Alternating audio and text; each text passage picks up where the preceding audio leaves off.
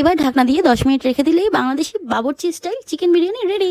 আজকে আমি বানাবো বাংলাদেশি স্টাইল চিকেন বিরিয়ানিটা পার্সোনালি আমার খুব ফেভারিট একটা রেসিপি। প্রথমে কড়াইতে সাদা তেল গরম করে আলুগুলো নুন আর হলুদ দিয়ে ভেজে নেব। এই পুরো রান্নাটাতেই আমি সাদা তেল ব্যবহার করব। এবার একই প্যানে আরেকটু তেল অ্যাড করে প্রথমে পেঁয়াজটা বেরেস্তা করে নেব। সামান্য নুন আর চিনি দিয়ে পেঁয়াজগুলো হালকা বাদামি রং হয়ে গেলে ভেজে তুলে নিতে হবে। চিনি ব্যবহার করলে বেরেস্তার কালারটাও কিন্তু ভালো আসবে। এবার সেম প্যানে দারচিনি, এলাচ, গোলমরিচ, লবঙ্গ আর তেজপাতা দিয়ে মাংসের জন্য পেঁয়াজ কুচি দিয়ে দেবো। নুন আর হলুদ দিয়ে সামান্য একটু ভেজে নিয়ে আদা রসুন আর লঙ্কার একটা পেস্ট যেটা আগে থেকে আমি বানিয়ে রেখেছিলাম ওটা দিয়ে দেবো। প্লাস তার সাথে কিছুটা মশলা ধোয়া জল দিয়ে সামান্য ভেজে নেব।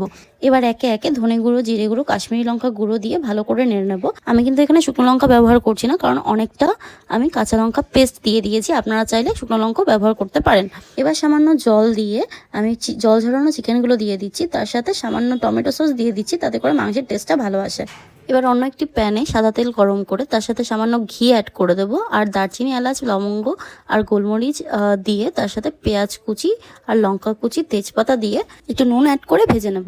অন্যদিকে 2 চামচ দই অ্যাড করে ভালো করে মাংসটাকে ঢেকে ঢেকে কষিয়ে নিতে হবে। এবার পেঁয়াজগুলো ভাজা হয়ে গেলে কড়াইতে আদা রসুনের পেস্টটা দিয়ে আগে থেকে ভিজিয়ে রাখা গোবিন্দভোগ চালটা দিয়ে দিতে হবে। এবার ভেজে রাখা আলুগুলো দিয়ে সামান্য গরম মশলা দিয়ে ভালো করে কষিয়ে নিতে হবে। চালগুলো সামান্য ভেজে নিয়ে তার মধ্যে 1 কাপ পরিমাণ দুধ আমি দিয়ে দেবো। এবার অন্য একটি পাত্রে জল গরম করে আমি জলটা চালের মধ্যে ঢেলে দেবো। তার সাথে সামান্য গুঁড়ো দুধ আমি অ্যাড করে দেবো। জলটা কিন্তু আপনারা চালের পরিমাণ বুঝে অ্যাড করবেন, খুব বেশি বা কম হয়ে গেলে খেতে ভালো লাগবে না। এবার কষিয়ে রাখা মাংসটা আমি চালের মধ্যে ঢেলে দিয়ে ভালো করে মাংসটা চালের সাথে মিশিয়ে নেব। মাংস কষানো প্যানটা ধুয়ে সামান্য জলও আমি এর মধ্যে অ্যাড করে দিয়েছি।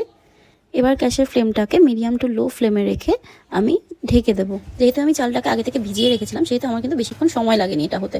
এবার ঢাকনা খুলে সামান্য পরিমাণ গোলাপ জল, কেওড়া জল, মিঠা আতর আর ঘি দিয়ে দেবো। এতে করে কিন্তু ফ্লেভারটা খুবই ভালো আসে। তারপর ভেজে রাখা বেরেস্তাগুলো আমি ওপর দিয়ে দেবো। এবার ঢাকনা দিয়ে 10 মিনিট রেখে দিলেই বাংলাদেশি বাবুর্চি স্টাইল চিকেন বিরিয়ানি রেডি। আপনারাও বাড়িতে একবার ট্রাই করুন আর আমাকে জানান আপনাদের কেমন লাগলো। টাটা।